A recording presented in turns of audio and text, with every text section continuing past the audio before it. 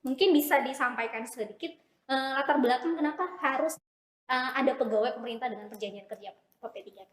Ya, terima kasih Bu Desi. Jadi memang latar belakang munculnya pegawai pemerintah dengan perjanjian kerja itu adalah ada di amanat Undang-Undang Nomor 5 Tahun 2014 tentang aparatur sipil negara. Di mana dalam undang-undang itu disampaikan bahwa ada yang namanya pegawai aparatur sipil negara yang terdiri dari PNS dan P3K. Nah, latar belakangnya adalah bahwa kembali kebutuhan. Di satu sisi kebutuhan atas sumber daya manusia khususnya aparatur sipil negara itu cukup besar. Nah, inilah yang ingin dilakukan pemerintah, ingin merekrut baik melalui jalur PNS yang mempunyai keterbatasan tertentu dengan menggunakan jalur P3K, sehingga harapannya kebutuhan instansi pemerintah, terutama tenaga-tenaga yang siap pakai, yang profesional, yang tidak terikat pada usia itu bisa terlayani dan terjembatani. Nah, ini yang mungkin menjadi pertanyaan banyak orang, Pak. Sebenarnya perbedaannya dengan pegawai negeri sipil itu apa, Pak? Secara umum memang perbedaannya tidak banyak sebenarnya. Tetapi kalau dari sisi persamaan sendiri kan sama-sama tadi saya sampaikan adalah sama-sama pegawai aparatur sipil negara. Karena pengertian pegawai aparatur sipil negara, maka yang bisa mengisi hanya warga negara Indonesia. Di luar itu tidak boleh. Tetapi perbedaannya adalah salah satunya adalah terkait dengan posisi yang akan diisi.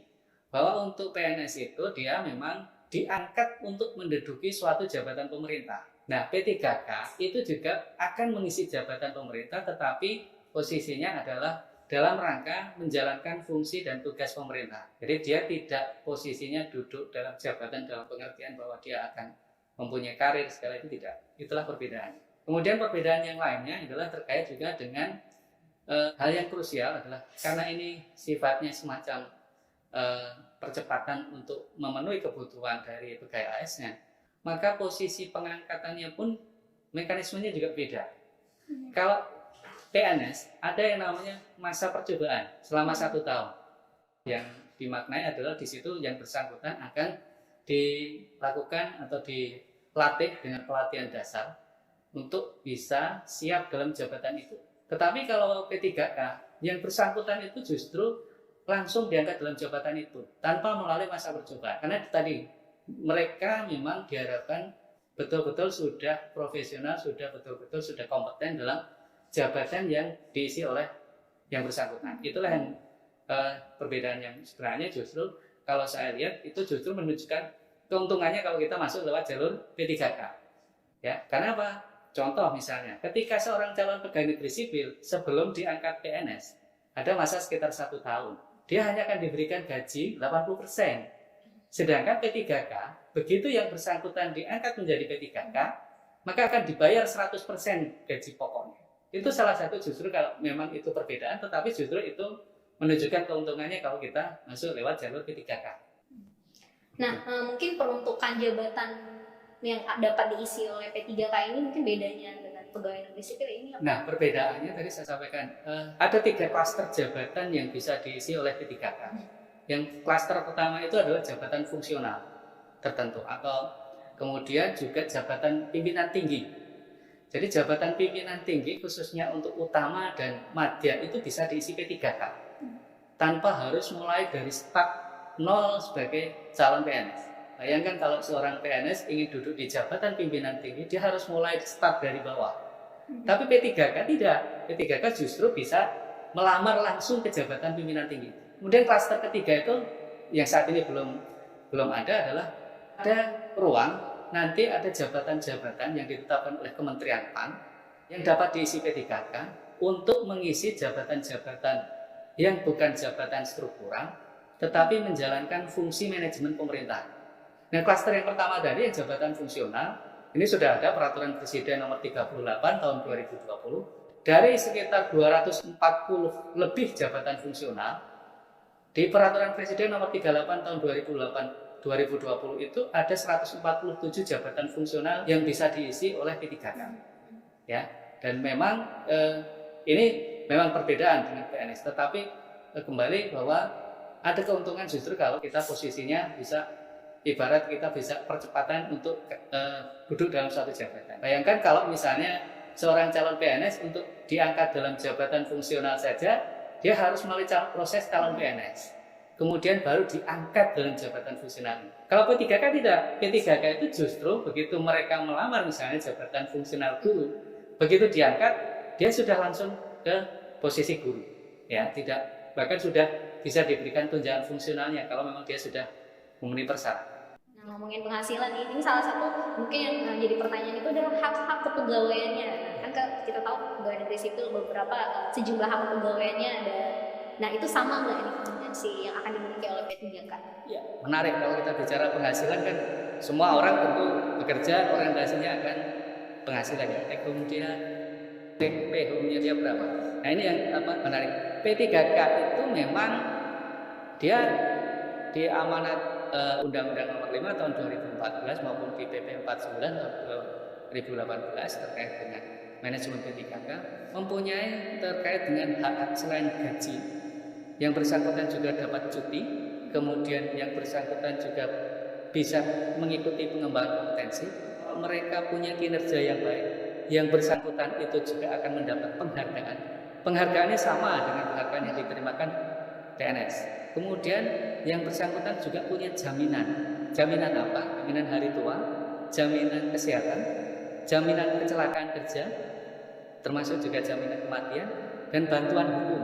Nah, mungkin yang menjadi perbedaan yang selama ini jadi pertanyaan adalah terkait pensiun. Tetapi amanat di undang-undang maupun di PP ke depan tetap akan diatur terkait dengan jaminan hari tua tadi. Karena apa? Sama-sama kalau di PNS itu ada yang namanya regulasi Undang-Undang 11 tahun 1969 yang mengatur pensiun PNS. Bahwa pegawai negeri yang telah memberikan jasa akan diberikan kontribusi yang namanya pensiun. Maka harapannya juga pemerintah ke depan itu ingin mereka yang juga sudah berjasa itu diberikan jaminan juga, walaupun bentuknya memang masih dalam format yang dicari. Terkait gaji dan tunjangan, tadi ada beberapa yang mempertanyakan tentang ini. Mungkin sekaligus saja saya ingin menjelaskan bahwa di dalam Permendagri nomor 6 tahun 2021, di dalam pasal 2-nya itu jelas mengatakan bahwa pembayaran belanja pegawai P3K yang bekerja pada instansi pemerintah daerah meliputi gaji dan tunjangan. Ya, artinya itu satu paket yang merupakan hak bagi P3K. Nah, kemudian di dalam pasal 7-nya juga ditegaskan bahwa pembayaran gaji dan tunjangan itu dibayarkan hari pertama setiap bulannya. Ini masih satu paket lagi gitu. Nah, tunjangannya itu apa saja? Diuraikan di dalam pasal 9-nya bahwa ada 5 macam tunjangan. Sampai tunjangan ke anak kandung, anak tiri, anak angkat pun ada di sana. Tunjangan untuk beras dan lain-lainnya juga ada di sana. Artinya ada macam-macam tunjangannya juga diuraikan di dalam Permendagri nomor 6 tahun 2021 yang diundangkan tanggal 26 Januari. Jadi relatif masih muda ini baru. Ibu boleh interupsi sebentar? Karena ada yang penting, Bu. Di dalam Undang-Undang ASN itu pengangkatan P3K itu kan ada masalahnya ya, 1 sampai 5 tahun. Terus baru itu yang besok diangkat itu berapa tahun? Terus setelah itu bagaimana supaya jelas? Ya, Undang-Undang ASN kan bilang begitu. Apa daftar lagi, tes lagi, atau bisa perpanjangan karena dibutuhkan? Nah, ini perlu ada kejelasan, Pak. Ya harus diperjelas kan, kasihan. Ini juga berkaitan dengan kepentingan pendidikan soalnya. Artinya kalau memang kita perlu ya nanti di lapsing kita ini kita harus pertegas bahwa ini tidak hanya setahun terus besok tes lagi. Apa nggak mumet negoro ini gitu. Nggih. Izin Ibu Hesti, barangkali terkait pengaturan di dalam Permendagri nomor 6 tahun 2021 ini adalah pegawai dengan perjanjian kontrak. Nah, kaitannya dengan kontrak nanti mungkin teman-teman kami dari Menpan RB yang akan mengatur itu gitu. Tetapi bahwa ketika yang bersangkutan sudah diterima sebagai ASN, maka terikat dengan aturan Permendagri nomor 6 ini.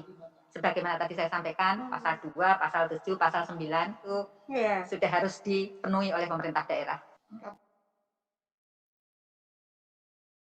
Terima kasih Bu Pimpinan dan Bapak Ibu anggota Komisi 10 yang hadir pada sore hari ini. Nah, kami juga ingin menambahkan sedikit tadi pertanyaan, menjawab atau tadi sebetulnya pertanyaannya Bu Hesti tadi ke Bu Dirjen, tapi kami ingin menjelaskan sedikit mengenai apakah proses rekrutmen P3K ini kemudian kalau kontraknya habis terus harus berhenti, mulai lagi, ujian lagi. Tidak, Ibu. Jadi mereka automatically akan diperpanjang. Kecuali, jadi di P3 itu diberikan fleksibilitas, dia bisa memilih jabatan. Kelebihan antara P3K dengan PNS. Kalau PNS itu dia mulai dari nol dan dia setiap 3 tahun, 4 tahun baru bisa naik pangkat. Tapi untuk P3K, dia tidak. Kalau dia diangkat muda misalnya, selagi dia masih di posisi jabatan guru muda misalnya, maka sampai kapanpun kontraknya akan tetap berlaku tanpa ada rekrutmen kembali. Tapi kalau 2 tahun setelah itu dia ingin melamar, ada pembukaan jabatan baru misalnya untuk guru media, maka dia bisa mendaftar untuk guru media tanpa dia kemudian harus mengikuti seperti skemanya pegawai negeri sipil. Jadi ada fleksibilitas yang diberikan kepada P3K di dalam proses pengangkatan. Jadi contohnya paling gampang gini, kalau seseorang diangkat jadi guru, misalnya jadi guru pertama, sebetulnya dia merasa karena dia memiliki pendidikan S2 misalnya, saya mampu kok sebetulnya menjadi guru media. Nah kalau untuk mencapai ke media, dia harus dari pertama masuk ke muda dulu, terus baru ke media. Nah karena dia merasa mampu untuk bisa masuk ke media, maka dia bisa ikut mendaftar untuk di media tanpa harus mengikuti skema yang pertama dan muda tadi. Tapi begitu dia masuk ke media, dia baru ikut seleksi kembali karena dia berada di level jenjang jabatan yang berbeda. Tapi kalau dia masih di level jenjang jabatan sama-sama pertama, maka kontraknya tidak akan pernah diberhentikan atau tidak akan pernah putus bagi yang bersangkutan. Jadi Sampai usia? sampai usia 60 tahun, batas usia pensiun yang ditetapkan. Jadi sampai dengan batas usia pensiun yang ditetapkan yang diatur di dalam PP 49 2018. Jadi tidak ada pemutusan hubungan kontrak, kecuali kalau yang bersangkutan kena sanksi hukum pidana misalnya. Jadi itu sebabnya yang tadi juga terkait dengan pertanyaannya Pak Andreas, apakah ini kemudian yang menyamakan atau yang membedakan itu apa sih sebetulnya selain tunjangan gaji, tunjangan guru dan segala macam, gaji, tunjangan dan hak pensiun yang sebetulnya tidak mereka dapat. Sebetulnya yang juga ini selalu berkali-kali disampaikan oleh Pak Kepala. Tunjangan pemberian pensiun itu sebetulnya sekarang teman-teman di Kementerian PAN-RB, BKN sedang mencoba merumuskan pemberian skema tunjangan pensiun bagi P3K. Toh sebetulnya kalau di pegawai negeri sipil misalnya, pemberian tunjangan pensiun itu atau uang pensiun itu kan diberikan karena mereka membayar iuran yang dipotong dari gajinya setiap bulan. Nah, P3K ini juga sebetulnya bisa diterapkan mekanisme atau skema yang sama. Kalau mereka bersedia kemudian gajinya dipotong setiap bulannya, kemudian dia membayar ke Taspen misalnya, nanti Taspen bisa kemudian menetapkan untuk pembayaran pensiun bagi yang bersangkutan. Nah ini skema yang sebetulnya yang selalu disampaikan oleh Pak Kepala itu tidak ada sebetulnya perbedaan antara P3K dengan ASN dengan PNS. Yang membedakan adalah di P3K itu ada flexibility sebetulnya di sisi jabatan. Di PNS nggak bisa. Jadi orang kalau masuk golongan sarjana baru diangkat golongannya 3A, ya dia harus mengikuti mekanisme 3A, 3B, 3C, 3D sampai dengan usia batas pensiun. Nah, P3K tidak seperti itu. Itu fleksibilitas kemudahan yang diberikan kepada P3K. Tapi ada persyaratannya. Persyaratannya itu adalah apa? Untuk menjadi P3K, dia harus profesional. Dia harus memiliki kompetensi yang sesuai dengan bidang jabatan itu. Jadi tidak bisa kemudian orang yang tidak memiliki kompetensi kemudian bisa menduduki jabatan itu. Itu sebabnya kenapa kalau dia masuk level jenjang jabatan yang berbeda, seleksi diulang kembali di situ. Dia dalam jenjang jabatan yang sama, maka kontraknya tidak akan putus kecuali ada pelanggaran yang sesuai dengan PP 53 2010. Mungkin itu Bu Ketua tambahan dari kami. Terima kasih. Assalamualaikum warahmatullahi wabarakatuh. Luar biasa Pak Suharmen. Jadi inilah yang mungkin tidak pernah juga didengar oleh teman-teman P3K. Sehingga teman-teman guru honorer ini seperti pokoknya kalau nggak PNS nggak. Dan ada yang sebagian begitu. Ada yang mengatakan kalau kita disuruh tes ya pasti kalah. Tapi kemudian sudah disolusi oleh teman-teman dari Dirjen GTK. Nah ini ternyata lebih menarik menjadi P3K. Ya, karena tidak harus menunggu 4 tahun. Kalau ada tawaran jabatan pada 2 tahun berikutnya bisa mendaftar. Nah mungkin saya mewakili teman-teman dari guru honorer ini ingin bertanya, kan ini hal baru Pak. Saya juga baru dengar. Saya yakin teman-teman ini bertanya itu juga karena baru dengar. Dan ini adalah hal yang luar biasa. Pada saat proses pendaftaran yang baru, nih misalnya saya nih pegawai P3K, kemudian ada mau menjadi guru media, daftar saya. sekarang saya posisi guru muda P3K. Apakah saya harus berhenti dulu sampai dengan proses itu selesai kalau mau ikut seleksi itu? Atau saya dapat menunggu sampai ada kabar bahwa saya diterima atau tidak? Atau saya harus mengundurkan diri dulu sebagai guru muda? Silakan Pak. Ya, terima kasih Bu. Jadi memang seseorang itu pertama seseorang itu tidak boleh menduduki jabatan yang sama. Iya. Pada posisi satu orang menduduki jabatan yang sama itu tidak diizinkan. Jadi apakah kemudian pada saat yang bersamaan dia kemudian bisa apakah dia harus mengundurkan diri terlebih dahulu atau sebetulnya menunggu sampai dengan proses pengumuman diterima yang bersangkutan diterima. Ya. Teknis ini sebetulnya belum ada permenpannya. Tetapi sebetulnya di dalam PP 49 2018 itu seseorang kemudian bisa sangat fleksibel dia mengambil jabatan apapun yang dibuka kalau dia memang merasa mampu untuk menduduki jabatan itu. Nah, aturan teknisnya bisa nggak sih dia kemudian apakah dia bersangkutan harus diberhentikan dulu kemudian baru dia mendaftar? Rasanya sampai sekarang kami belum bicarakan itu Ibu. Jadi apakah yang bersangkutan ini harus diberhentikan dulu atau kemudian dia masih dalam jabatan yang sama kemudian boleh ikut mendaftar? Karena kekhawatirannya itu begini Ibu. Kalau dia seseorang yang mendaftar di dalam posisi yang baru, dia kan harus lepas dulu dari yang ada di dalam database kami nanti. Nah, kalau dia tercatat sebagai ASN terus kemudian dia juga mendaftar kembali di dalam ASN, berarti dia akan ada di dalam 2 kali jabatan yang sama. Ini biasanya kalau di sistem kami pasti di-reject salah satunya. Iya. Jadi yang bersangkutan itu harus melepaskan dulu. Tetapi bagaimana nanti aturan teknisnya? Apakah untuk P3K ini kemudian harus bisa di hold dulu misalnya?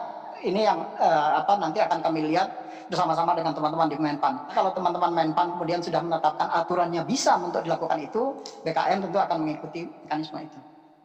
Iya Pak, terima kasih. Karena kalau undang-undangnya berbunyi logikanya seseorang tidak boleh berada pada 2 jabatan yang sama, kan kalau daftar belum jabat Pak, ya kan? Ya kami berharap kebijakan dari pemerintah juga bisa memihak teman-teman yang mau naik tingkatan ini, kan itu yang mungkin membuat berat. Kenapa kok mereka memilih menjadi PNS daripada menjadi P3K? Karena kalau PNS kan untuk naik jabatan dia nggak harus berhenti. Ya, lancar saja, sudah jelas ini, gitu kan? Nggak pernah turun pangkat, naik terus, nggak pernah turun golongan, naik terus, kan? Inilah yang kemudian teman-teman P3K ini lebih merasa lebih nyaman jika menjadi pegawai negeri. Tapi kalau ini bisa kemudian dibuat kalau mendaftar sebelum ada pengumuman lulus atau tidak lulus, ya kamu tetap bisa bekerja dan terima gaji. Saya kira ini mereka akan sangat bersyukur untuk itu. Terima kasih Pak, ini hal baru, ya, informasi terbaru yang mungkin didengar oleh seluruh teman-teman guru honorer yang hari ini mendengarkan sidang kita.